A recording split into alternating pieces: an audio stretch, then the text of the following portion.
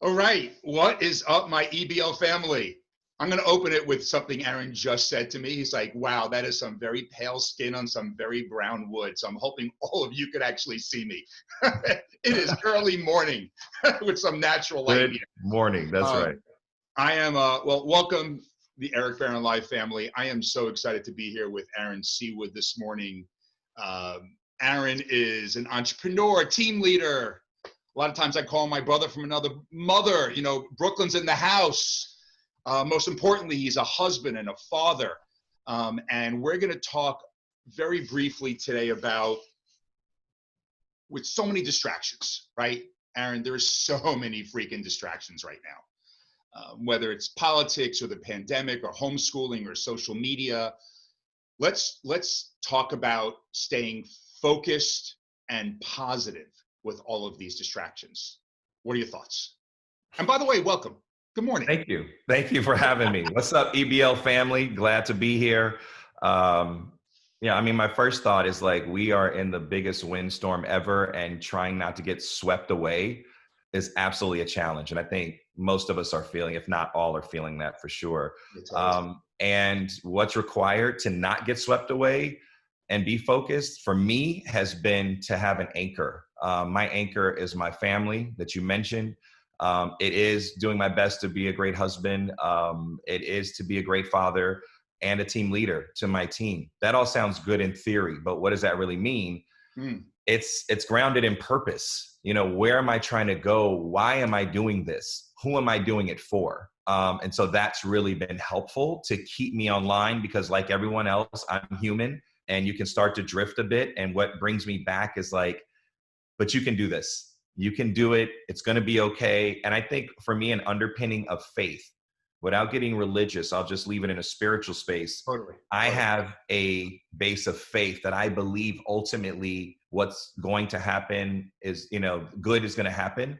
And so I hold on to that fast. So that also allows me, I'm not just using a bunch of slogans and things to like, oh, I got to do this for my family, but there's something else there tethered. Right, but let's not overlook that, right? Let's talk, when you say grounded, you know, you mentioned two of my favorite words, why and for whom, right?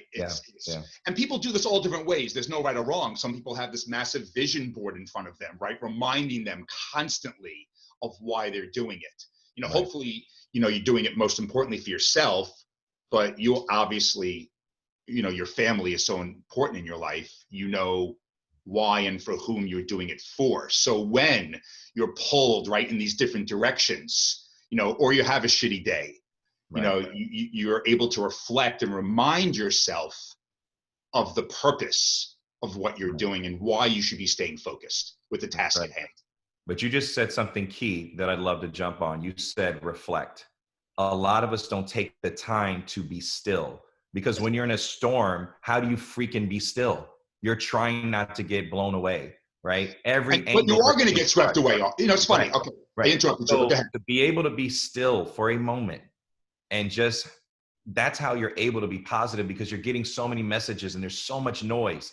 And so to say my faith or this overall belief of good, that's all great. But again, where does it come from? It's being able to be still and just, you know, we all have a moment. Some people suffer from anxiety. Some people suffer from depression, a number of things. Totally. And the only way you can tackle that is to really be introspective, because all the answers aren't here, is my belief. I really believe that everything is in here. It's just, can we get in there and have enough time to sort it out with all the noise and images and things that are being thrown at us? Well, then here's a quick tip for that, right? That leads me to one of my favorite things, because we are going to get swept away and shit does happen. And we're human beings, right? We're imperfect human beings. So how about setting an appointment with yourself in your calendar every single day at noon for 5 or 10 minutes of reflection and a potential reset in case the day got away from you, right? So you may not remember, you know, it's easy, someone might say, oh, it's easy for you to say, right, Aaron, I'm super busy. When am I going to remember to even reflect? Well, how about setting an appointment with yourself? You know, I have these midday check-ins where at noon, I will sit down literally for 5 minutes in a quiet space. And I remind myself, it's literally in my calendar, right? Because there are days I will wake up and be like, holy shit, it's 4 o'clock. Where did the day go, right?